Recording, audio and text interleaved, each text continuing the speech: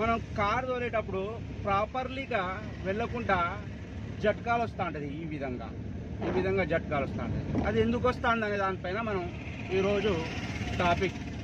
అయితే లెర్నర్స్ ఏం చేస్తారంటే 5 కారణాల వల్ల జట్కాలు రావడం అయితే జరుగుతుందండి. ఫస్ట్ ఆఫ్ ఆల్ అయితే వీళ్ళు చేసే పొరపాట్లు ఏంటంటే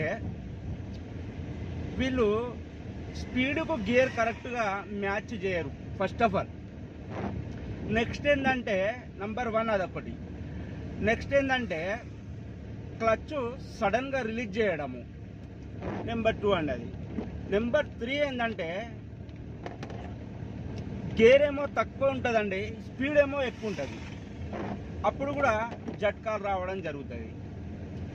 నెంబర్ 4 ఏంటంటే స్పీడ్ తక్కువ ఉన్నప్పుడు వీళ్ళు